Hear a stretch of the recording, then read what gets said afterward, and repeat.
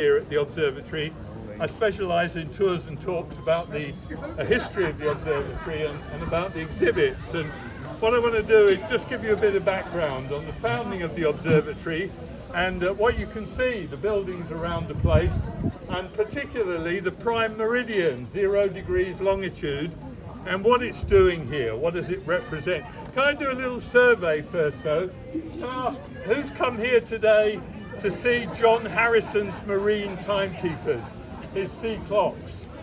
Don't be shy. Welcome, sir. Welcome. Welcome. Anybody else? No? Who's come here to stand on the prime meridian, 0 degrees longitude? Oh yeah, well, okay. You got it. Right, so what is it all about? Why is there an observatory at Greenwich? It doesn't seem like a very good place to build one now. Why was there an observatory built here 350 years ago? What was it doing? What's the prime meridian? What's that all about? Why is it important? And whatever is it doing here at Greenwich? How did it get here? Let me try and take those two things on. Why is there an observatory at Greenwich? Got to take you back to the year 1675. 1675. Who feels as though they remember the year 1675? Yay, I certainly do, yeah. 16. So, who remembers 1666? Does that ring any bells? 1666, the Great Fire of London. If you were standing up here, if you could have, in September 1666, looking up in that direction, you would have seen a great big black cloud of smoke. The city of London burned down September 1666. So we're 9 years later, 1675, the King of England, King Charles II, very distant relative of the present king, King Charles II was persuaded to donate £500 to build an astronomical observatory, a royal observatory.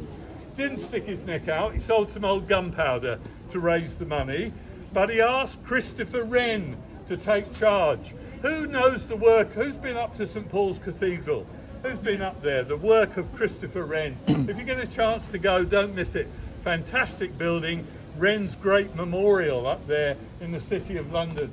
Christopher Wren took charge of the project. He had to start by finding a place to build the observatory. There is no special reason for the observatory to be here at Greenwich.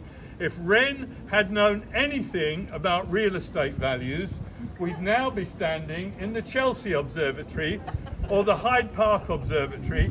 He looked there and he liked it, but he couldn't really afford it on the budget of £500. So Wren came here to Greenwich partly because it was cheap. He got the land for nothing.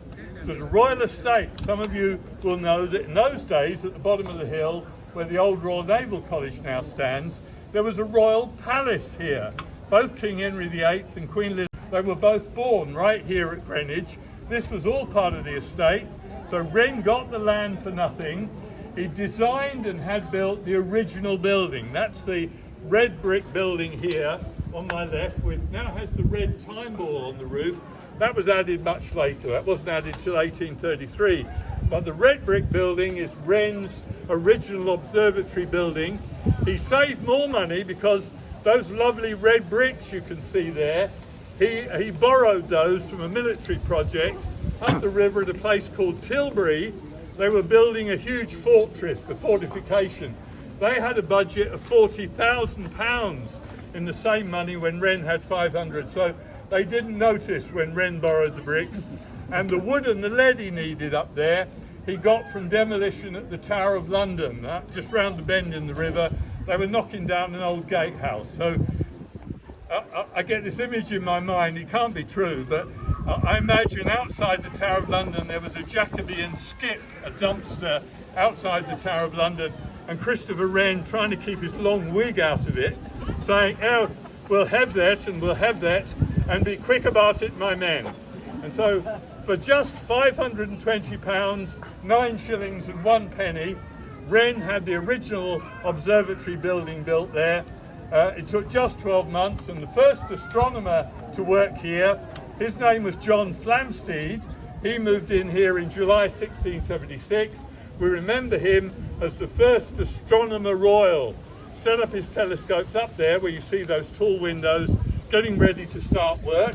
And when you follow the visitor route round, the route actually entering through the door here will take you through a set of rooms which are called the apartments. Most of the building in its lifetime is actually a residence where the astronomers royal lived with their families.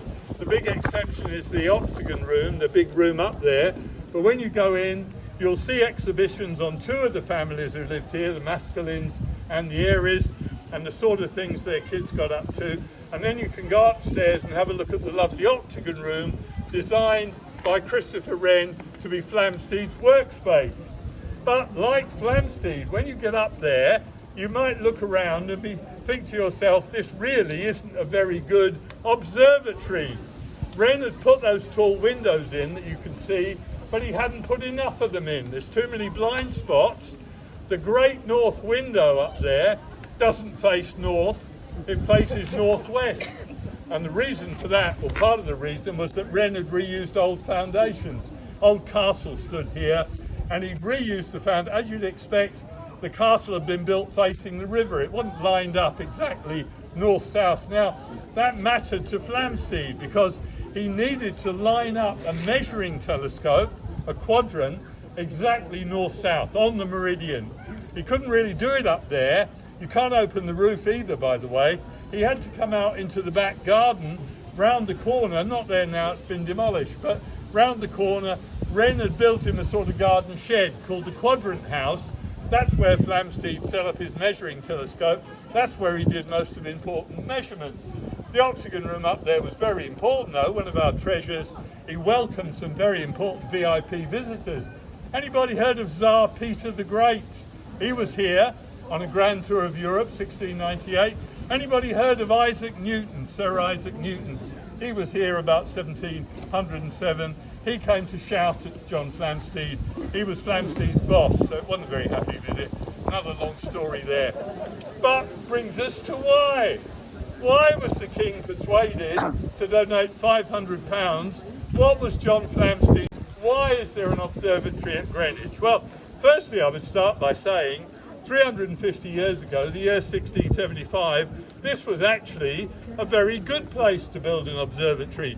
We were well out of London, we were a little village up on a hill, but we were near the motorway, the river running up the fast way to get up to the city and round to Westminster, so it was a pretty good choice. But why were they bothering at all? Only one reason.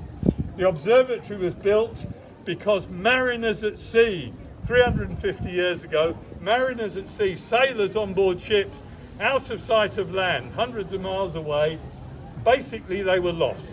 They didn't have any scientific way of working out exactly where they were. They had ways to guess, ways to estimate. Anybody used a technique called dead reckoning? If we've got any, one or two of you. Dead reckoning. What you have to do is try and measure, estimate the course, the direction of the ship, and the speed of the ship. In those days, you had a magnetic compass that would tell you pretty much the direction, the course, and you used a thing called a log line then.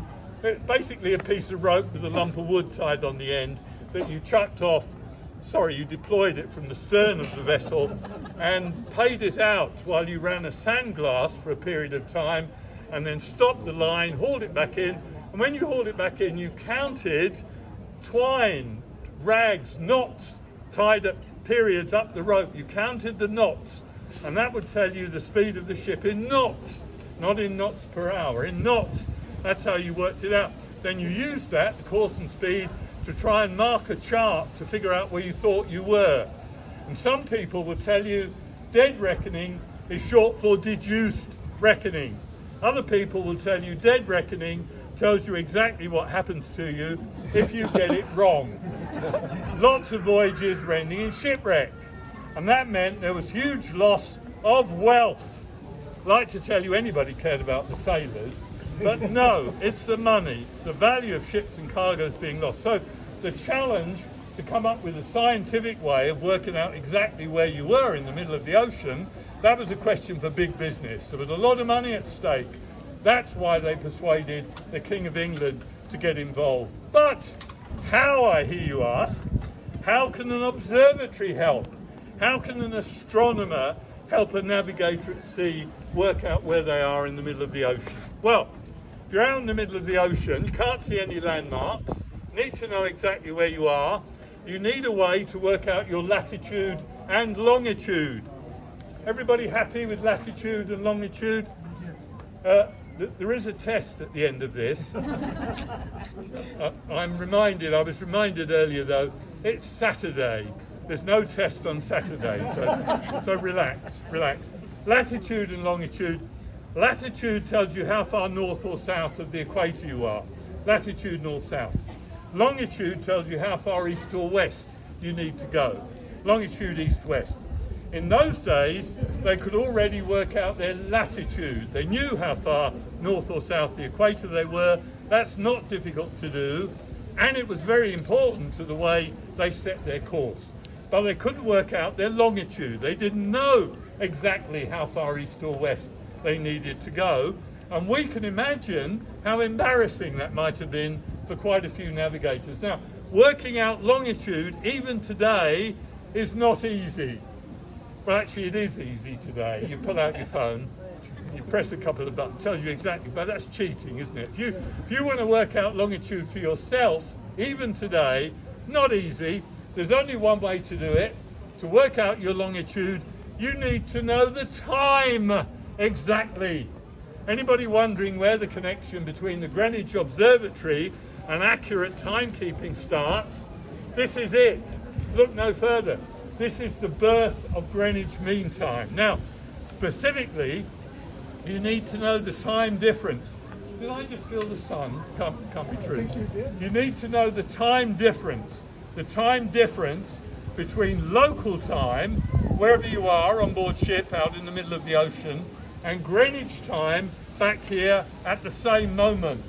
You need to know the exact time in hours, minutes and seconds, and the time difference between the two will tell you longitude. Every hour's time difference is the same as 15 degrees longitude, minutes and seconds. When it's 12 noon here in London, it's 7 a.m. at the same moment in New York City. Does that make sense to everybody? 12 noon here, 7 a.m., 5 hours time difference.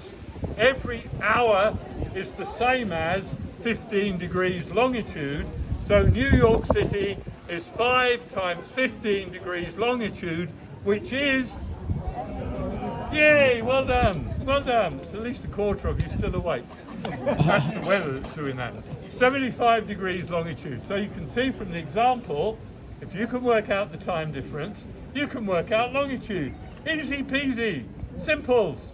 All you need to know is local time on board ship, Greenwich time back here at the same moment. What's the problem? The year is 1675. Imagine you're on a bouncing sailing ship out in the middle of the ocean. You have no radio, no radar, no TV set. Don't know what you're going to do this evening. Nobody has invented broadband. Apple computer does not exist. What's the time at Greenwich?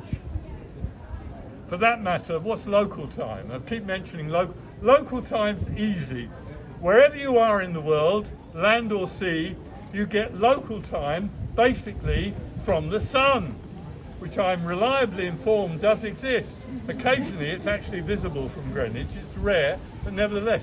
When the sun's at its highest, exactly to the south of you, that's local noon, 12 noon. Something like a sun, well, I say exactly to the south. Anybody with us from Australia or New Zealand at the moment?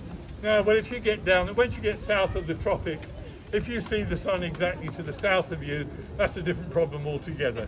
That's got something to do with the local beer. I should just be telling you, when the sun's at its highest, wherever you are, that's local noon. That's how you find local time. All you need to know is what the time is at Greenwich. You can work out longitude. Simples. But 1675, on a bouncing sailing ship hundreds of miles away, without any of the electronics or communications we take for granted, what's the time at Greenwich? What's the obvious answer? Take a clock. Take a clock.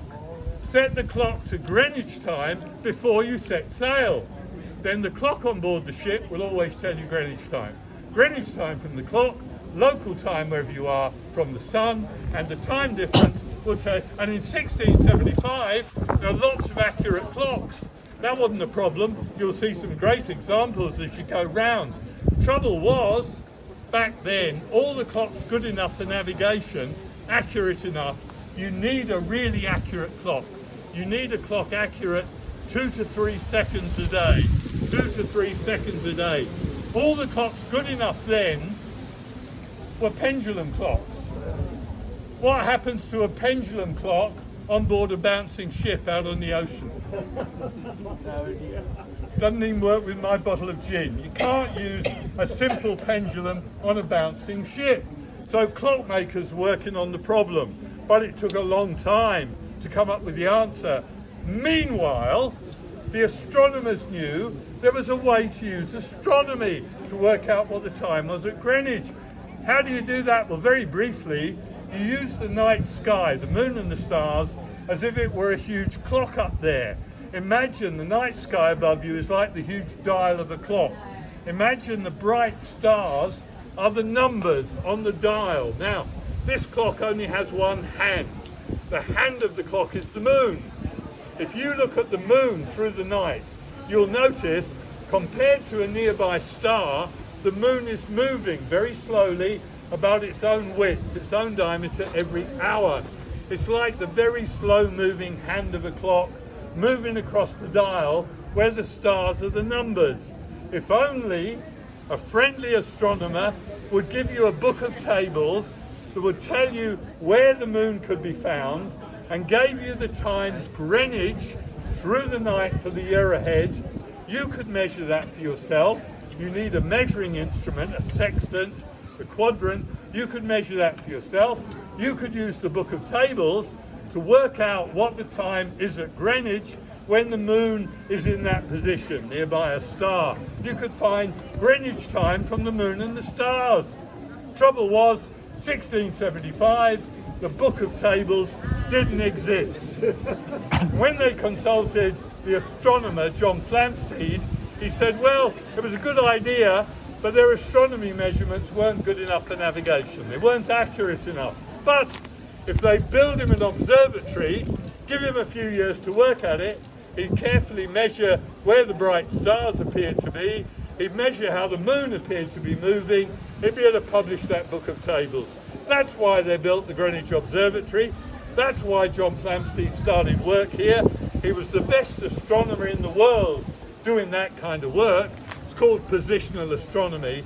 But he got one thing wrong. Didn't take him a few years, oh no.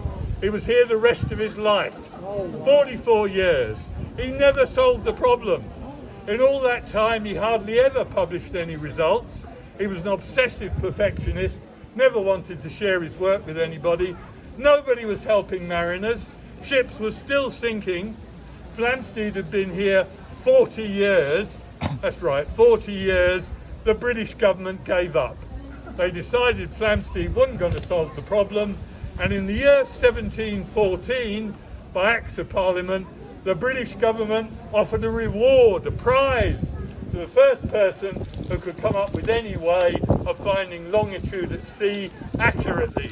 And the best prize was £20,000. Well, one or two gasps, that's good. Mostly people have won the lottery, they don't react at all. But well, I know £20,000 today. Well, what are we talking? We're not even talking a decent Bentley today, really, are we? You'd be lucky to get a decent electric vehicle. £20,000. But what do you think you could buy in 1714 for £20,000? Well, somebody once said to me, most of Wales. I'm not sure that's right. For myself, I had to work out how much beer you could buy in London. Well, let me tell you, that amount of beer today would cost you over £6 million. 6 million. To a beer drinker, this is a fortune. What had been a scientific curiosity became the biggest lottery on the planet. Everybody wanted a piece of the action. All sorts of strange ideas were proposed. None of them won. The astronomers worked on. Poor Flamsteed died soon after. He was replaced by a great astronomer I'm sure some of you have heard of. Who's heard of Halley's Comet? or Halley. Halley's comet, it gets called Halley in North America. Rock band, there is a chronology issue I'm working on there. Edmund Halley was the second astronomer royal right here at Greenwich. He replaced John Flamsteed. He had a lot of work to do, which I'll come back to. He didn't seem to be getting any nearer publishing that book of tables that navigators needed. He was doing a lot of work. We have to jump ahead though, 10 years in the story, to around the year 1730. Halley was working away. There came a knock on the old front door. Halley opened the door, came face to face with a man who said he knew how to make a clock that would work properly on board a ship at sea, a marine timekeeper, a sea clock. And if you had a clock that would work on the ship, you could set it to Greenwich time before you set sail. It would always show you Greenwich time. All this is much easier. That man's name was John Harrison. John Harrison. He was a relatively uneducated carpenter, cabinet maker from Lincolnshire, the East Coast. He had no college education. Everything he knew about science and technology, everything he knew about clocks, he taught himself. Harrison spent the rest of his life making a fantastic series of sea clocks, marine timekeepers. We have the first 4. He made 5 in total. We have the first 4 on display in the gallery right there in the building. They are the originals. They're the clocks John Harrison made. The first 3 are fantastic brass machines. They're big brass machines. They're all running, the 3 of them. They are works of art. You don't have to know anything about clocks at all.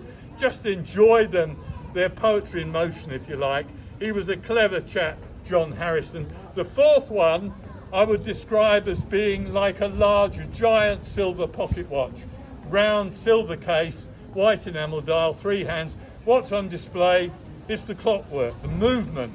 We loaned the case, dial and hands to some reprobate in Downing Street. I don't know whether they'll enjoy it, but we might get it back anyway. But we've got the works on display. H4 it's called, Harrison 4, tested twice on voyages to the West Indies, ran much better than required to claim the reward, the £20,000. John Harrison claimed it and was refused. They turned him down. They had some concerns. He wouldn't explain, for example, how the watch works. They had no idea whether they could make copies. Cut a long story short, Harrison had to work another 10 years fighting the Board of Longitude, the British government, to claim all his money. Plot spoiler, he got all his money. Hooray! He was 80 years old. 3 years later he was dead. He barely lived 3 years to enjoy all that money. When he died, all that money passed to his son, William Harrison. William never made another watch in his life. William retired, became a gentleman of leisure. But the Harrisons had solved the problem. They'd invented the prototypes of what became the modern marine chronometer. Pretty quickly, by the way, the marine chronometer was the go-to way of finding longitude right into the 1950s. By the way, the astronomers here, of course, never gave up. They worked on in the observatory building behind me, the Meridian Observatory, using the measuring telescopes in there. Hundreds of thousands of measurements overnight. I like to say this wasn't done overnight, you know, in fact it was. they worked all that, hundreds of thousands of measurements, hot on Harrison's heels. Just a few years later, they published a book of tables, the Nautical Almanac. Navigators then had a choice. They could buy a descendant of Harrison's watch, a chronometer, would cost them £100. Or they could buy the Nautical Almanac, 2 shillings and 6pence, 1/8 of a pound, for those of you who don't remember real money. You can imagine which was more popular. But the chronometer became very popular. It was a lot easier to use from the bouncing deck of a ship. The astronomers here never stopped, even though the problem had been solved. They worked on down here. One of the most important things they were doing was measuring time by the stars. Now, not only can you use the moon as a clock to find Greenwich time, but you can just use the movement of the sky. Somebody told me it's not the sky moving at all.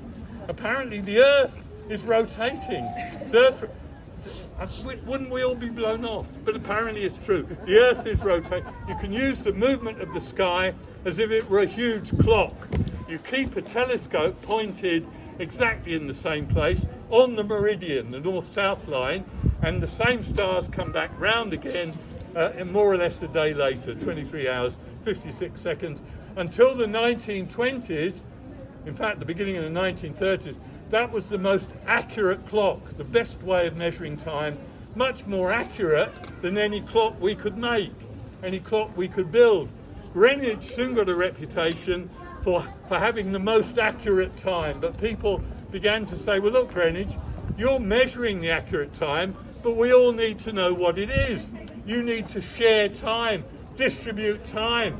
Now an early way of doing it was to stick a red ball on the roof, which is raised up and dropped once a day as a signal for mariners, for navigators on board ship. Then came time by telegraph, time by telephone. When you get round the visitor route there, when you've gone past the Harrison clocks and had a good look at them, go down the stairs into the gallery Time and Greenwich, and you'll find the story of the standard clocks here, the Greenwich Mean Time clocks, and how time was distributed. And when you come back out, you can go down looking at the measuring telescopes in the building behind me, lined up exactly on the meridian. They're called mural quadrants, the first couple of them. They're big machines attached to the wall. Then they get rather more elegant down here. That's how they were measuring time by the stars. Eventually, the mid-19th century, the astronomers here got into modern astronomy, astrophysics, the study of how stars work. And the big telescope up in the Green Onion Dome, that was installed in 1893 as part of the astrophysics program. You can go up the stairs beside the shop, up into the, there's a nice gallery up there if you're interested in clocks and watches. Go up the spiral staircase into the Green Dome. Quite impressive astronomical telescope up there for you to have a look at. Well, ladies and gentlemen, that's pretty much what happened at Greenwich. Why did you oh, the prime meridians. Yes. What the hell was that all about? Oh yeah, I remember. The prime 0 degrees longitude. Now, may I start by confusing you, please? It's a latitude. You remember latitude? Latitude tells you how far north or south of the equator you are. When we measure latitude, we naturally use the equator of the Earth as a 0. Imagine how the Earth is spinning round. The equator marks itself out as a 0 of latitude. We don't have to argue. We don't have to think about it. It's easy. But when we measure longitude, longitude tells you distance east-west. When we measure longitude, there is no natural 0 of longitude. We use meridians. A meridian is any imaginary line joining the North Pole to the South Pole. Think about the globe of the Earth. Think about all those lines joining, imaginary lines, joining the North Pole to the South Pole. Anybody counting them? Don't try. There are an infinite number. None of them marks themselves out as a natural 0. But, of course, we need a 0 to measure from. But we have to decide together. We have to agree. We have to choose a 0. And there was no international agreement for a long, long time. But when the astronomers here at Greenwich started work, where they set up their measuring telescope, their Meridian telescopes that you can see in the building there, that naturally, if you like, marked a 0. That's where they were working, making their measurements from. That's where the Book of Tables was compiled. As you heard, Flamsteed's quadrant house was round the corner, not there now, been knocked down, but just about where you came in. Who noticed when you came past the ticket desk, just before you came through the door into the courtyard, who saw there was a brass strip up the wall there that said Flamsteed's, ladies and gentlemen, Flamsteed's Meridian, the Greenwich Meridian, 0 degrees longitude. When Flamsteed died, he was replaced by the great Edmund Halley. Halley firstly found Flamsteed's measuring telescope, his quadrant, had gone. Flamsteed's widow Margaret had sold it to raise money, but Flamsteed's wall was sliding down the hill. Flamsteed knew that, he was allowing for it, but it wasn't good enough for Halley. He had it demolished and a new Meridian wall put here behind me, where you can see the lead in the roof here on my left. When you go in the building, you turn right, you'll be able to see Halley's mural quadrant. Ladies and gentlemen, Halley's Meridian, the Greenwich Meridian, 0 degrees longitude. When Halley died, he was replaced by a great astronomer called James Bradley, who you probably haven't heard of, but a really high precision, accurate astronomer. Halley's equipment wasn't good enough for him. He got an upgrade on the whole lot, put a new measuring telescope in here where you see the black door, and when you go in the building you'll be able to see where Bradley mounted his transit telescope. You'll be able to see very accurate observatory regulator clocks put there. Ladies and gentlemen, Bradley's Meridian, 0 degrees longitude, the Greenwich Meridian. Who's keeping count? How many are they? 3. They worked there for 100 years, and 100 years. While they were working there, the British Army started to make the Ordnance Survey maps. Some of you may have used the Ordnance Survey, very accurate maps of the UK. That was 0 degrees on the Ordnance Survey, and it still is. But after 100 years, the new astronomer royal, George Airy, wasn't good enough for him. Airy was a formidable sort of guy. He wanted to upgrade everything. He went back, got himself money, built a new measuring telescope called the Transit Circle, Airy's Transit Circle, in the building there, where you see the white door open. Ladies and gentlemen, I give you Airy's Meridian, the Greenwich Meridian, 0 degrees longitude, 1851. But the world did not agree. Different countries use their own different meridians, prime meridians. For example, if you bought a map or a chart made in France, you'd find the north-south 0 line marked through the Paris Observatory. Other people were using Berlin, the Canary Islands, Washington DC, all sorts of different places. By 1884, that was very confusing, very inconvenient. So 1884, there's been a lot of discussion already. 1884, the US government was persuaded to host an international conference in the State Department in DC. 25 nations sent delegates. They very quickly agreed there should just be one place in the world that everybody would use for the 0. But they could not agree where. They argued about all these places. In the end, it was a great engineer from Canada. Anybody here from Canada with us? Welcome.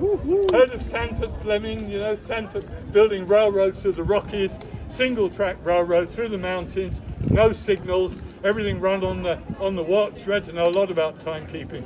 He certainly knew a lot. Sanford Fleming stood up and said, stop the argument.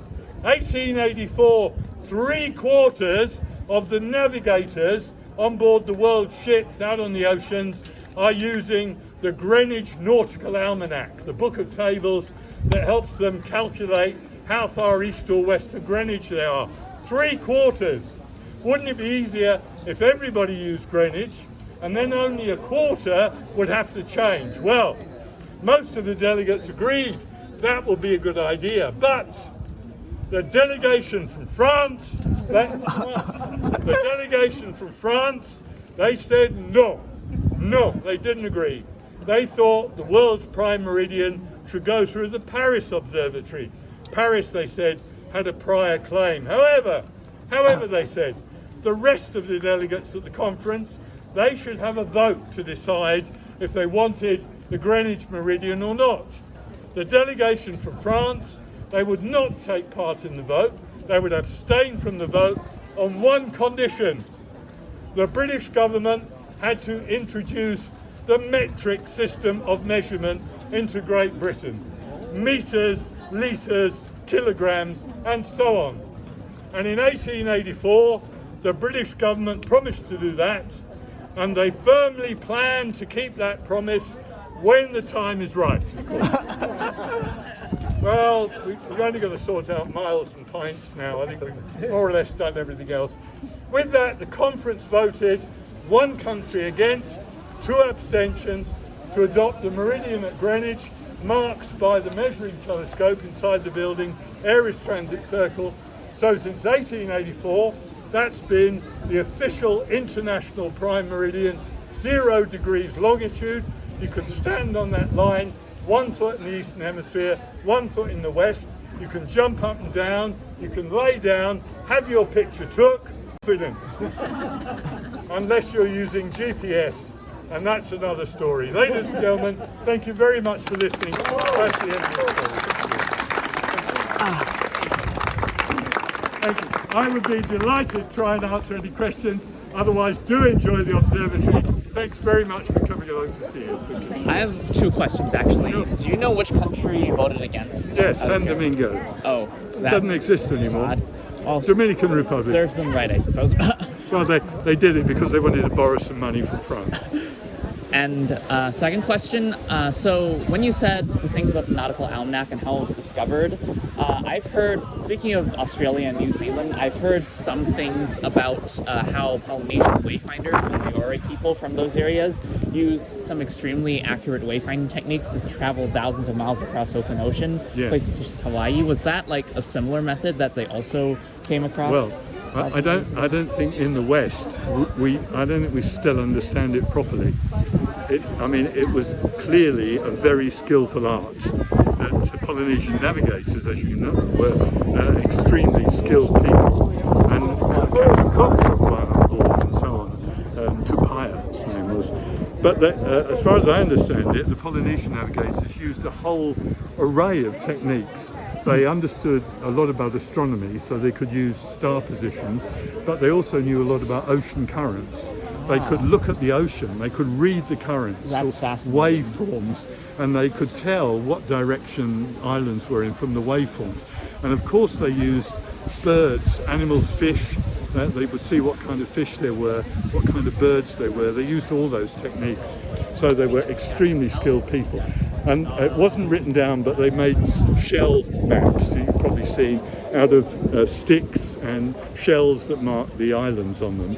And those shell maps, as far as we can understand, were marking out ocean currents and things as a result. They weren't maps in the sense that we understood it, but they were used as a memory aid by the Polynesian navigator. Very, very skillful, very clever. It's beautiful. We really don't understand how people migrated the Pacific Ocean, was it by accident? Did one boat, if it was by accident, how did they go back and tell people there was another new island there? Just fascinating. Thank you so much for that answer and for all the talks. Good, I'm glad you enjoyed it. I loved it. Thanks.